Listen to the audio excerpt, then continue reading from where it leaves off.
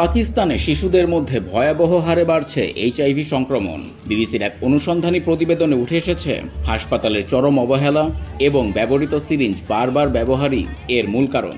পাঞ্জাবের তোনসা এলাকায় 2024 থেকে 2025 সালের মধ্যে চিকিৎসা নেওয়া অন্তত 331 শিশুর শরীরে এইচআইভি শনাক্ত হয়েছে। বিবিসির অনুসন্ধানে দেখা গেছে একটি হাসপাতালের কর্মীরা একই সিরিঞ্জ দিয়ে বারবার ইনজেকশন দিচ্ছেন এবং গ্লাভস ছাড়াই রোগীদের সেবা দিচ্ছেন।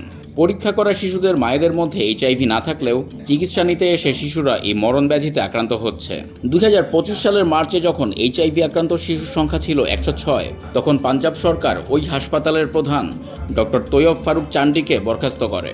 তবে তার দাবি এইচআইভি প্রাদুর্ভাবের কারণ হাসপাতাল নয়। প্রমাণ থাকা সত্ত্বেও ওই হাসপাতালের সংশ্লিষ্ট কর্তৃপক্ষ স্বাস্থ্যকর্মীদের ভুলের কথা অস্বীকার করেছে।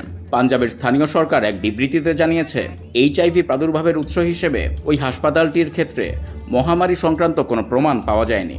তাদের দাবি, চিকিৎসকদের অনিবন্ধিত ব্যক্তিগত প্র্যাকটিস ও অপরীক্ষিত রক্ত সঞ্চালনের কারণে এই ভাইরাস আক্রান্ত হতে পারে শিশুরা। তবে ইউনিসেফ ও বিশ্ব স্বাস্থ্য সংস্থার যৌথ প্রতিবেদনেও ওই হাসপাতালের ইনজেকশন দেওয়ার পদ্ধতিকে উদ্বেগজনক ও ত্রুটিপূর্ণ বলে উল্লেখ করা হয়েছে।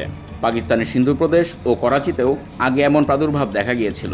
দেশটির কেন্দ্রীয় স্বাস্থ্যমন্ত্রী স্বীকার করেছেন, দূষিত সিরিঞ্জ পুনর্ব্যবহারই এই সংকটের প্রধান কারণ।